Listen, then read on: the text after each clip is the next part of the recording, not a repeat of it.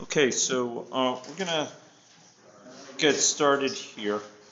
The today's session,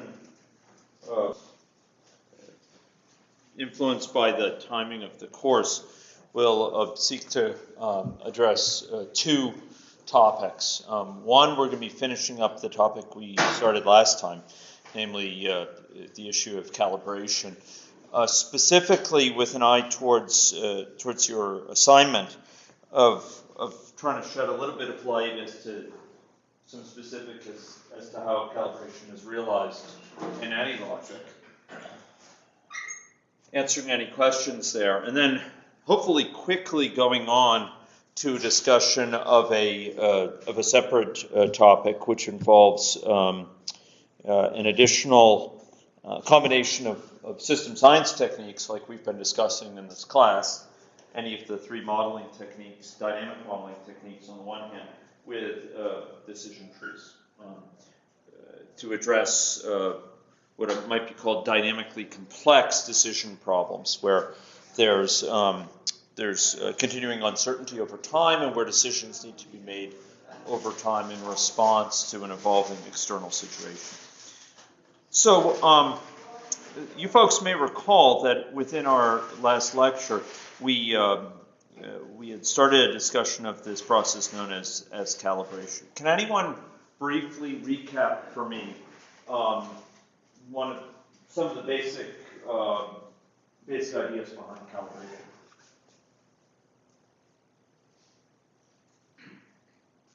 When we talk about calibrating a model, what are we talking about?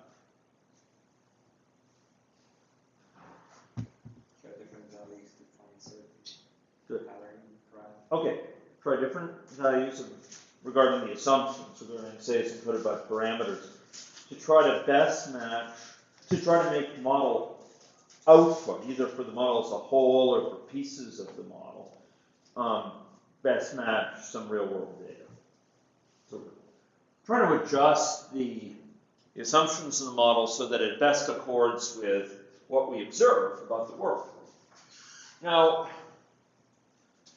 as I tried to emphasize last time, this is just one of several techniques for bringing together data in dynamic models. And there's many cases where we have data afforded to us from past studies, from expert evidence, or past investigations. We've been involved with primary data collection, secondary data collection from the literature, from people who have published estimates that may be able to go into model parameters. And when we can do that, that's great.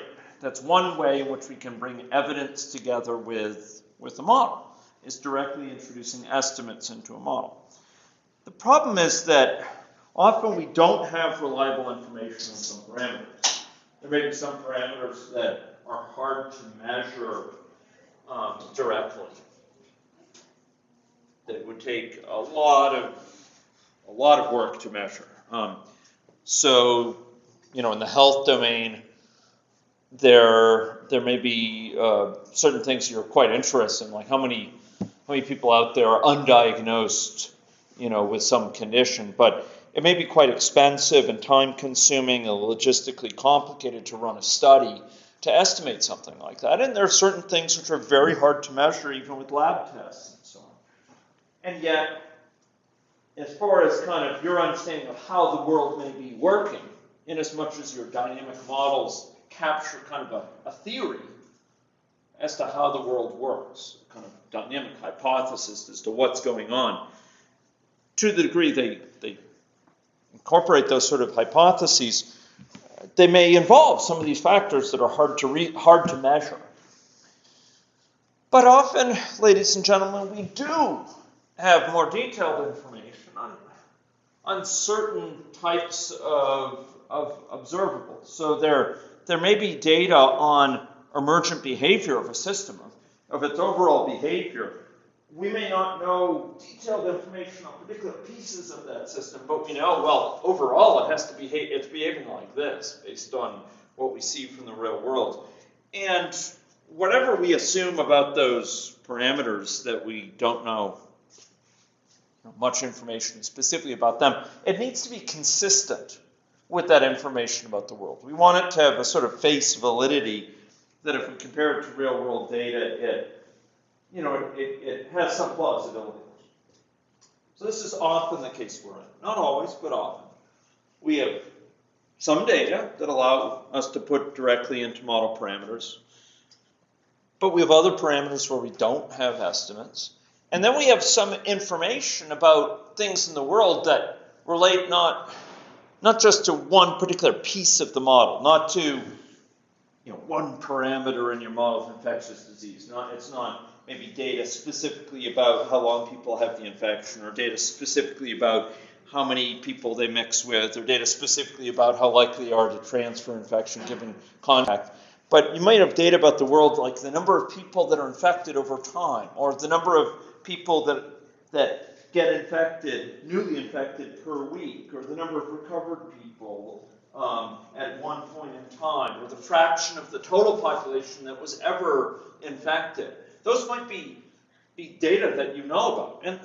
And we can't directly put those into one parameter because they don't result from one parameter. They're the result of all of them kind of mixed together in some nonlinear way. Then we can't simply go from that data, that sort of information, to say, oh, well, that means the chance that if it's effective context is susceptible, that it's a 40% chance of transmission. We can't do that directly, but we want the model to stay true to it. We want the model to have a certain consistency with this data, and to try to arrive at estimates of these less well-known parameters, we can try to get the model to best match this emergent data, the data about the emergent behavior of the system. Does that make sense to people? Yeah? Okay, so we're tuning these parameters that are less well known so the model best matches the observed data concerning emergent behavior. So we try to tune parameters such that we get these nice fits to many, many time series. Not just one, like in classic regression, where we try to kind of match a curve against a time series. And it's unlike that in the sense as well, not only we're matching multiple things, but can't even say ahead of time what the shape of the model's output is.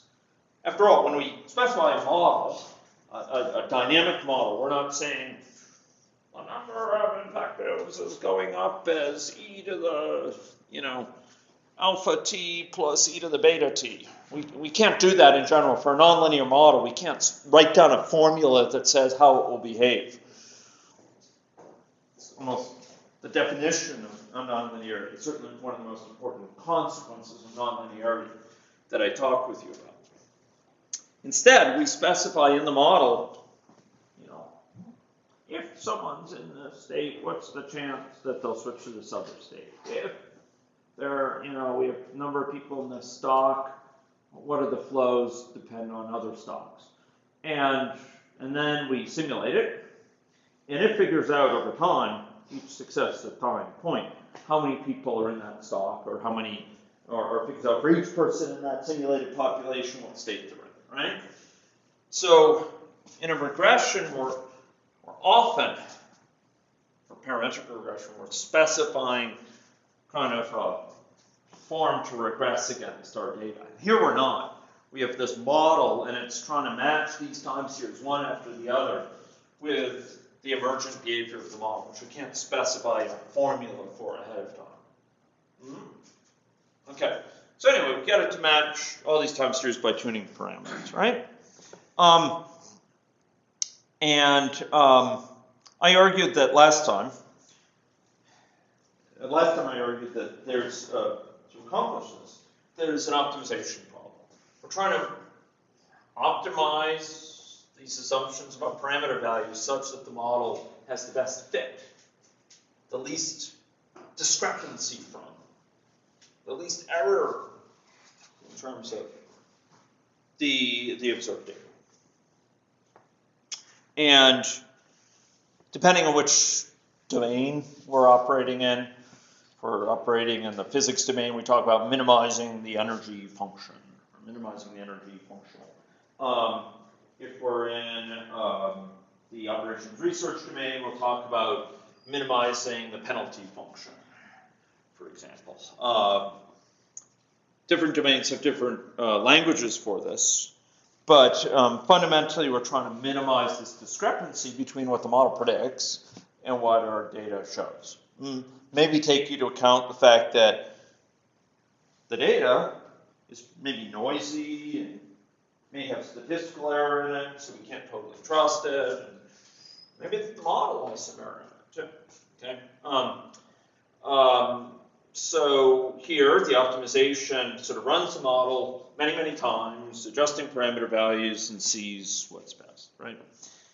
In order to do this, we need a bunch of information. We need to say what parameters to vary, what range to vary them over, what to match, and how much do we care about those matches, and how do we judge how good a match is or how bad a match is, how far off we are. And then we may have certain assumptions or choice of algorithm. So here we're kind of exploring this space, trying to find a good, the best sort of assumption about beta, about mu, and about tau, so that the model results best match the observed data. Does that make sense? Okay. There's a bunch of ways to assess the goodness of fit and so on, and I gave some criteria for a good metric, and I argued that here's one thing that matches that metric, and it has some properties that may not be obvious at first. You know, it's symmetric, it's dimensionless, so we can add up a discrepancy with respect to cost, with a discrepancy with respect to number of people, with a discrepancy with respect to people per time, and we can add them all together to get total discrepancy in a meaningful way. And to do that, we have to have something that's dimensionless. We'll probably talk about that next time. And I actually argued for concavity, that rather than robbing Peter to pay Paul, so to speak, rather than having all the discrepancy with respect to one output and the other is really good, you kind of want to distribute it among multiple of them. Rather than having, if you had the choice between two discrepancies of each size, a half versus one of size 1, it would be better to have two smaller discrepancies of a size a half. That's something that's a bit arguable, but is sometimes quite desirable. So it doesn't always push it onto one scapegoat, so to speak. Okay. Anyway, we went through the ideas here, and we noted that there's some risk. Well, these optimization algorithms often, they'll try hard, and they may use less sophisticated techniques. Benson, for example, has a quite simple algorithm. It's based on Powell optimization. It just tries to go in the direction. It's like a skier trying to always find the steepest path down, and it can easily kind of get stuck in sloughs and kind of low points that aren't the lowest point of all, kind of sloughs on the side of a mountain, if you can imagine that, a mountain lake. And it doesn't ever get down to the total valley because it can't escape from this kind of local minima.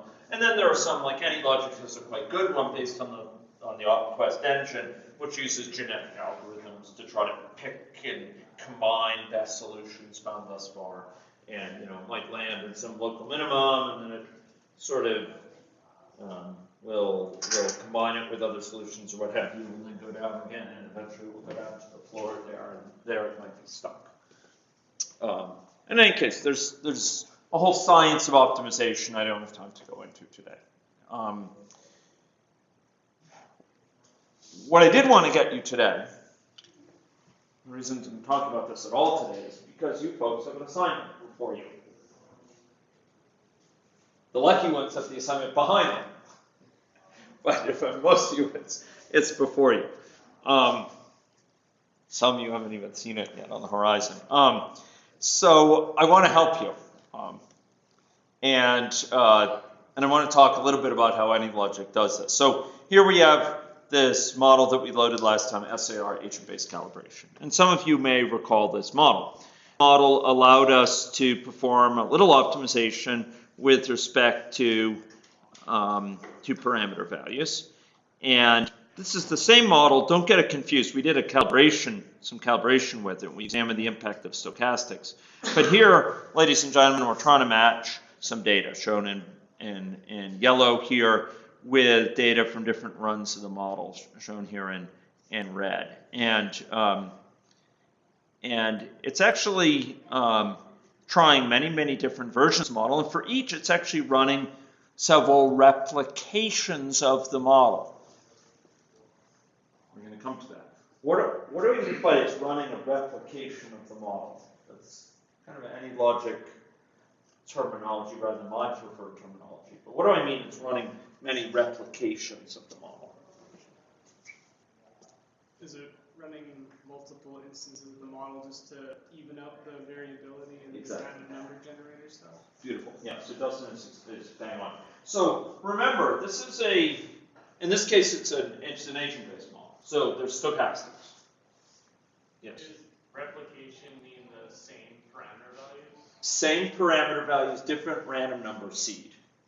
So different vagaries of what random events happen at what time and so on, but the same assumptions are specified by the parameter values. And you may recall that a few lectures ago, we actually tried running, in fact, this very model with the same parameter values, but we ran it over and over and we saw some variability. Do you remember that? In fact, you could do it right now if you were so inclined, just to sort of illustrate this point. If we were to go to this Monte Carlo 2D histogram, we were to go to general, and look at that. All these parameter values are specified here, right? And let's suppose I want to run for this, 20 different replications of this. We could run it in the same model. Will exhibit stochastic variability. So here we're running a single what any logic calls a single simulation as a single set of parameter values, but it's running different realizations, different replications in the any logic sense. It's running it again and again and again. And so there's some stochastic variability.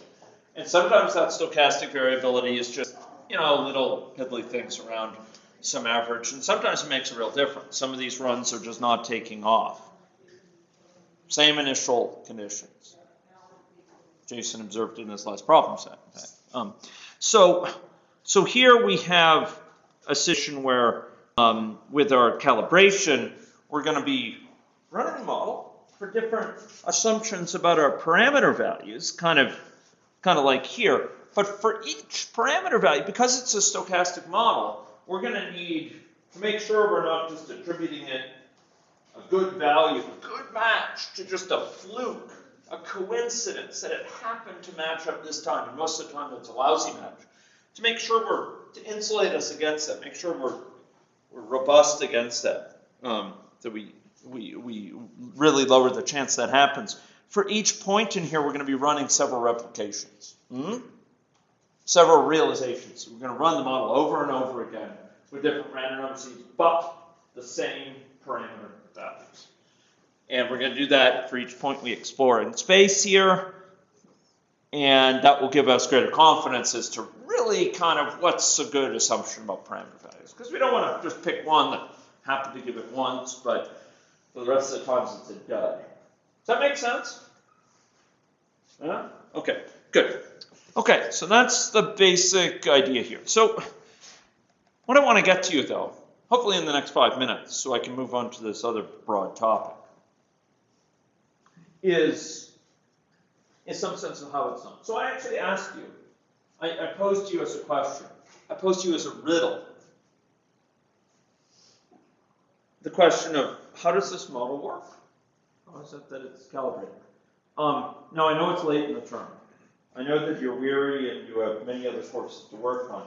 And I know that the best of intentions have to go glide. Put it in Scottish.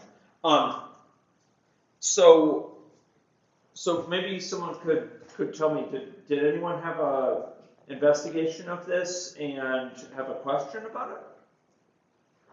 Find something puzzling? Did anyone try the problem set and find yourself struggling with some aspect of this model?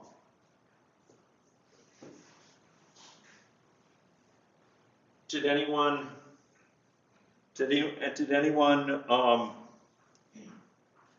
well, I tempted to ask, but I'm not going to be so forward. Did anyone even look at it? Yeah, okay. Yes, Jason. I think I've completed the first question on the assignment. Good. Well, there wasn't anything about optimization. It was just running a varied parameter experiment. Okay, for problem 1. Yeah. Problem 2, though. Yeah. There's the rub. So one thing that was confusing with problem 1 was how does the system know when the simulation is over? Because when you run it just as 1, the simulation runs forever. But when you run it in this method, it actually stops itself.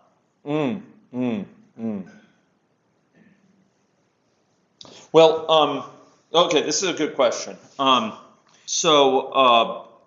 What I don't have open is that particular model. But in general, the simulating stop conditions are specified at the experiment level.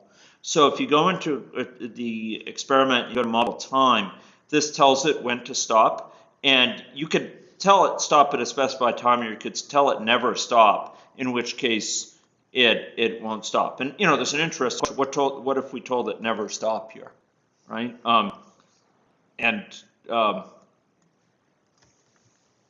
I could leave that as a riddle with you. It's a challenge. What do you think will happen? It'll calibrate forever. It'll calibrate forever and it won't make any progress. Thank you, sir. Great. So you actually do need to specify, for this to be a meaningful exercise, you do need to specify here that it should stop at a specified time, okay? And if that isn't something that's in the assignment, I can specify time for you. But let me know if that's omitted. But that is something that's presupposed. So thank you for the question. That's great. I don't think it's mentioned in the assignment. Okay. I'll see if I can make a comment then on that and add it to the assignment. Okay. Other questions? No. I got into problem 2, but only up to step 10 because I couldn't find the objective function. Oh, okay, great. Okay, can I show you the objective function? I doubt you would object.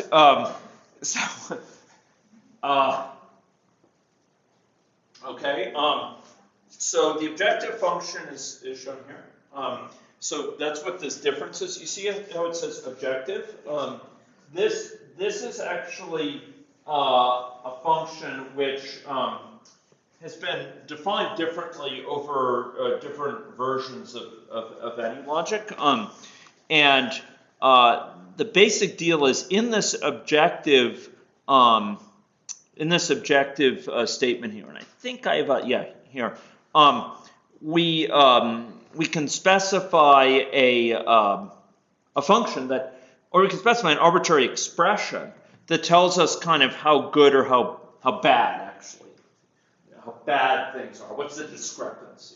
Okay, and this built-in model, I want to make sure that I'm consistent with the one that you folks have open here. So let's go to calibration here, and this objective function is new to calibration. It's not in the sensitivity. And so here it says minimize this penalty function, energy function, error function, discrepancy function. You can use different terms.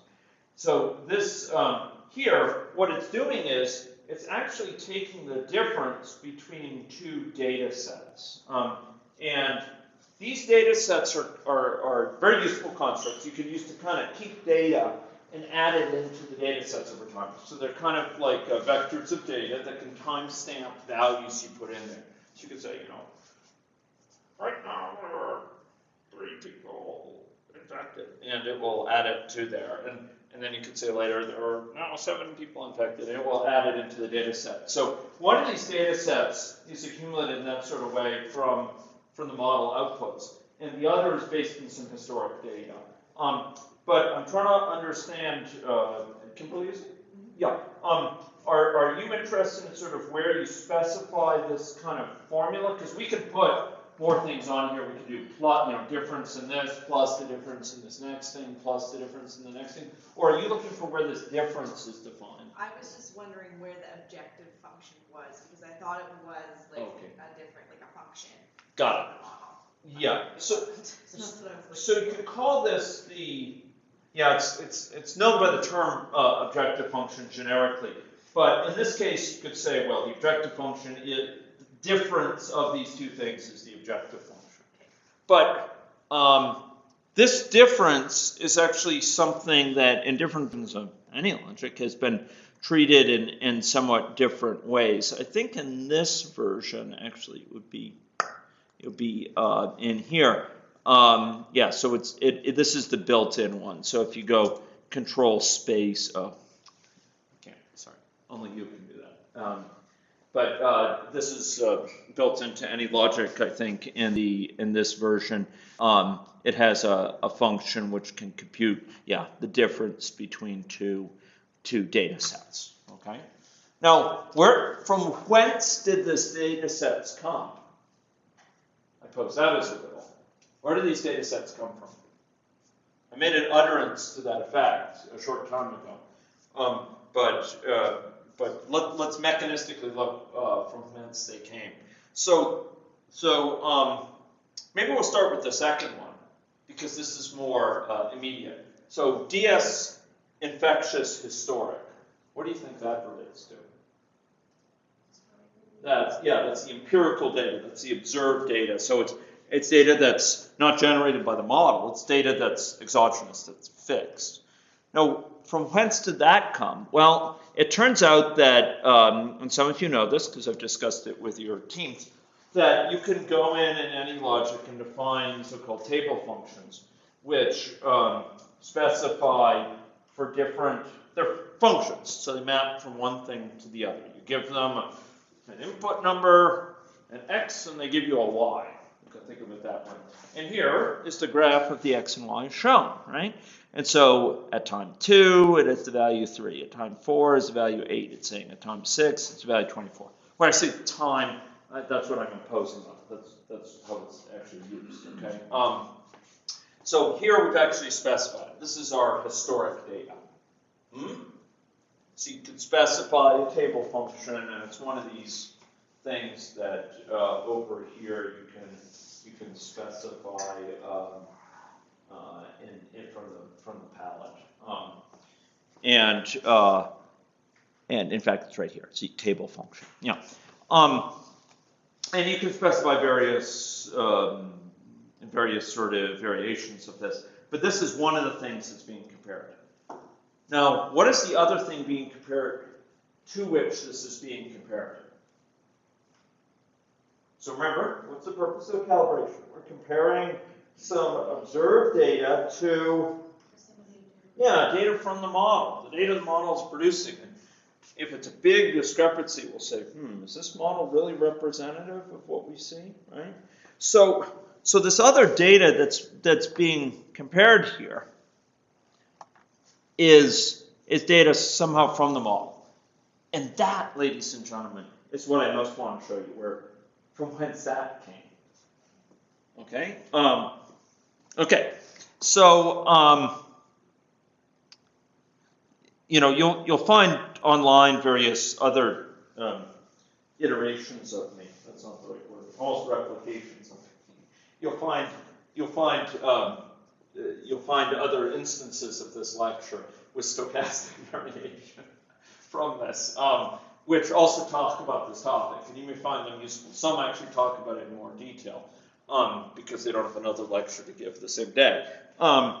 But basically, if you go on the optimization experiment, if you go to the advanced tab, you'll find that it kind of maps out what's going on. This is the stuff going on behind the scenes here. And this is stuff you'll want to be aware of for your problem set because you're going to be frobbing it. You're going to be making it so there's other historic data in addition to the one that's given, that's built into the model. Okay? And so you'll notice in this optimization experiment, there's a section for initial setup. And what does this look like it's doing? Can anyone see? Can anyone take a look? What does this code look like it's doing? It's populating the data set with the information from the table that you've defined. Well chosen words, well spoken, and exactly correct. So it's populating this data set, DS infectious current, from populating a data set from the information, that table function we just saw, that table function which showed that graph. So that table function it's a function, and now we're actually putting into a data structure that stores that as something over time. Does that make sense? Okay, but the more critical detail, ladies and gentlemen, it comes later, where we're actually going and reading out. The question is where that other data set comes from. Because remember, there's a comparison going on between two data sets here, right? The historic one, we just saw where that came from. This data set got populated from the table function, right? Are we in sync? Yeah. This first data set, from whence did that come? Now that's the rub. That's coming from the model, as Comple said. That's coming from the model. But where does it come from? Where in the model is that computed? Riddle me this.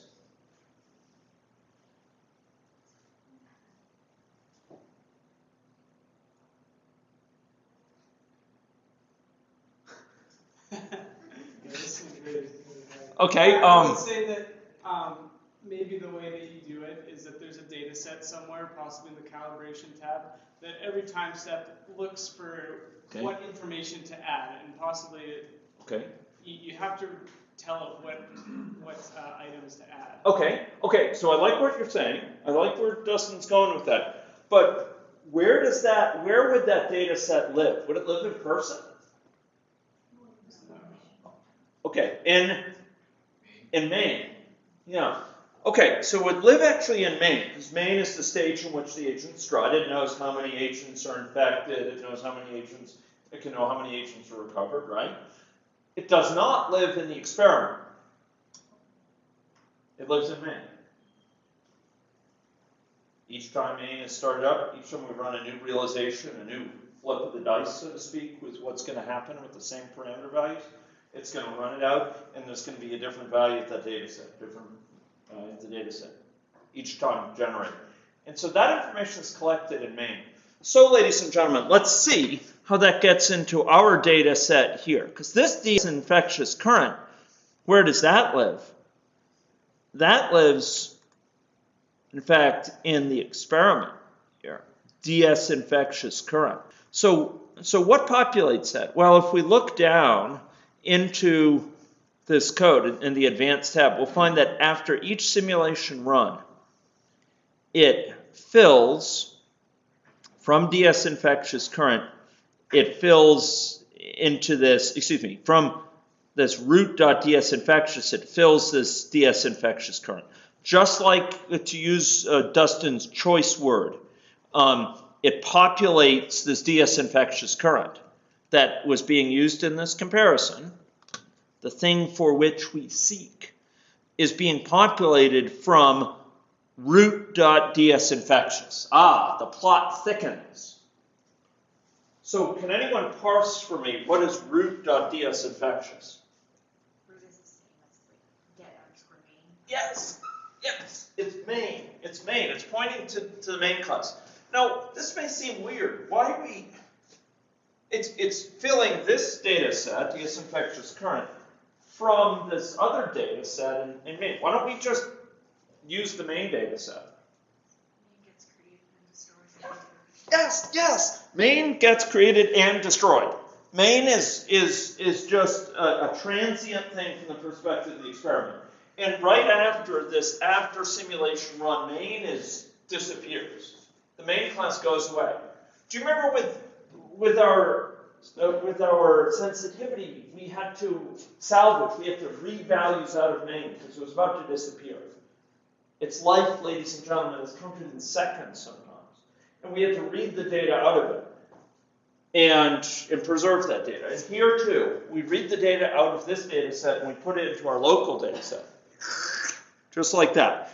And then having it in our data set, in the experiment now, then we can do with it what we please.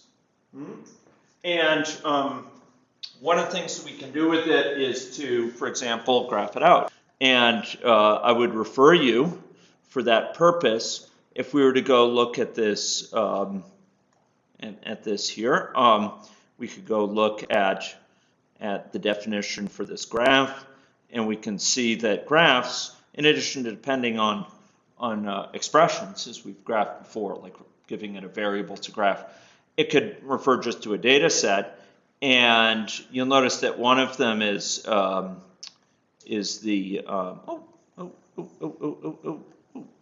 okay, that's interesting.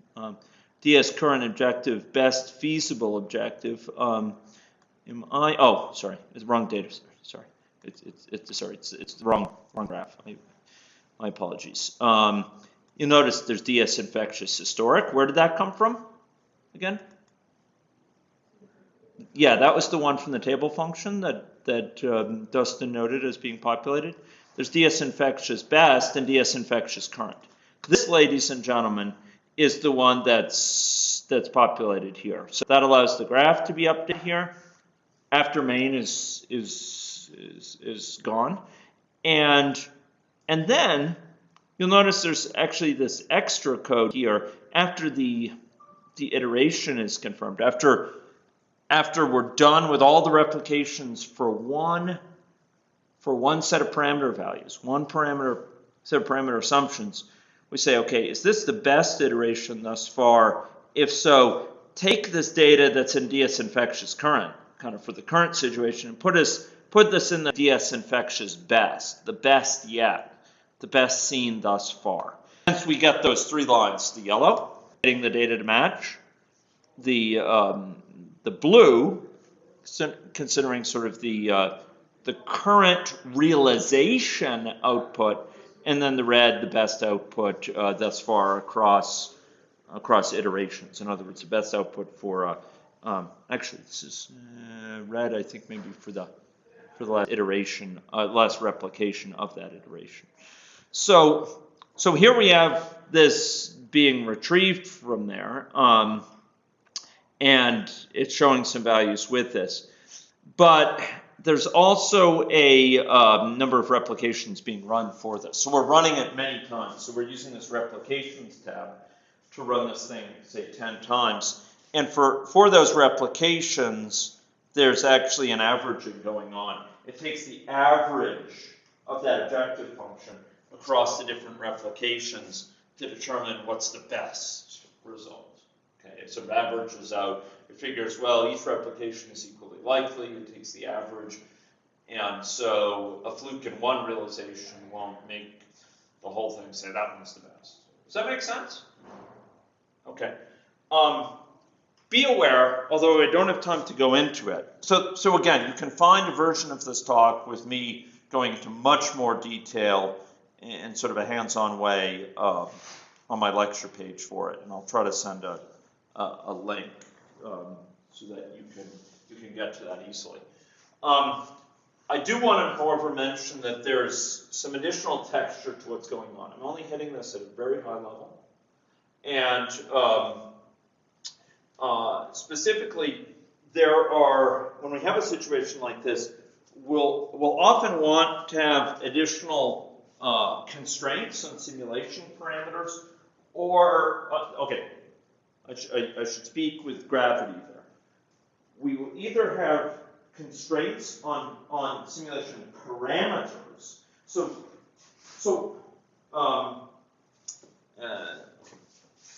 I'm not tracking this well. So in addition to when we're carrying out the calibration, we noted that earlier we can specify, well, I'll just go show it in any logic. We can specify associated with the calibration, the ranges over which parameters are varied. So in this case, for example, we're varying the contact rate between 0.5 and 5 with, okay, that's interesting. It's, okay, I guess it's done continuously in that range. So there's no minimum step size. And then infection probability, right, it's just exploring, however fine, within this. So it's exploring within these ranges. And those are one set of constraints in the parameters. But maybe there's other sets of constraints we want to impose on those parameters as well. For example, maybe we specify the values in place for A, B, and C as being between 0 and 1 each. But maybe we, moreover, have a more global constraint that A plus B plus C has to equal to 1. Maybe they're fractions of a pie, fractions of the population that fall into different categories or something. So we could put constraints on here that are checked. Or maybe A plus B plus C has to be less than 1. And, A, B, and C might all be in their legal range of 0 to 1, but A, B, and C, A plus B plus C is greater than 1. So we might rule that out. Okay. And there are cases where you want that extra level of control, where you want to enforce constraints that relate not just to one parameter, but across many parameters. Conversely, there's a set of constraints that have to do with validity of the results. So maybe you get some result out, but maybe it has the best objective function, it seems, but there's something you can check about it that makes it infeasible otherwise. So this allows you to take some things into account other than the objective function as to whether to throw it out, just toss it. And maybe it's something numerical, like the value of a stock goes negative because the rates of flow are just too high for the time step to be able to account for it. So the value of the stock unrealistically goes negative in some unphysical way. In which case, you might have requirements that the values of the stocks all stay greater than 0. And if that's not the case, you toss it because it's a meaningless finding. So you could further impose constraints here. And these go beyond with what you could do, say, in Vensim's optimization. Okay? Right. So you can do replications. Any logic has a further capacity to automatically restrict the number of replications such that you can achieve a certain accuracy in your estimate of the mean, the mean replication value. I noted that if it's running many replications, it will be averaging them. And I'm sorry, I'm looking for the right slide for it. It'll be averaging those values to get the overall result for that set of parameters. And maybe you want to only do enough of these so you can get a certain level of precision in that average. And it allows you to specify that. You won't need those sort of things for this problem set, for this assignment, okay? But I'm just letting you know. Okay, great. If you folks are confused by what's going on, if you're not sure what's happening, I would suggest putting in tracers for these things. You can put a Traceln statement, so print things out when it reaches a certain point, and you'll start to understand what's happening. I will give you one advisory. Any logic will run multiple, what it calls iterations or simulations with different parameter values in parallel. But I think within a given simulation, a given set of parameter values, it will run the replications in series. In other words, it won't run them at the same time.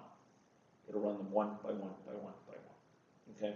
So if you're trying to make sense as to kind of what's going on with the simulation and the experiment, that may be of help. Okay. Any questions on what I've covered here before I move on to a totally different problem? Yes? Suppose if you have a hypothetical situation when you don't have a data set to compare to, and you have basically taken the theory but the example to right. say. Right. So how can you actually tell me do it piecemeal or? Okay. So this sort of calibration is frequent in modeling projects, but it's not ubiquitous. It's not used universally. It's not to be assumed for every project. And actually, there's quite a few modelers who will not use this. It's just not part of their style of modeling, or because they're modeling things where the data isn't frequently enough available that they don't use it. And they will so-called calibrate by hand. They'll kind of adjust it so it looks roughly plausible, so it's passable by experts, that they think it looks, the basic patterns look reasonable. In physics, there's a real attention that's been paid over the years to capturing phenomenology of a phenomenon. It's kind of a bit of a mouthful. Sort of what it, sort of the qualitative behavior that exhibits, even if you can't match it point by point. So here, in the calibration we've been talking about, we're trying to match this thing, to a, say, time series. It needn't be to a time series. It could be a particular value at a certain time or what have you. But the point is, it's very quantitative, and we're trying to adjust things to, closely match some quantitative output. But in physics, there's been a long regard for trying to capture not try to capture that exact outcome, but instead to try to capture the qualitative behavior. So, for example, the fact that it's oscillating, or that it's unstable, or that it goes through phases where it's in stasis for a long time, and then it takes off, and then it settles down. And maybe try to capture things like that. And you can try to force fit some of those into a calibration, in the sense that try to calibrate the inter-outbreak spacing or something like that. But often we don't use calibration for that. We'll just measure that through other ways, and we'll adjust the parameters until it yields kind of the right look to it.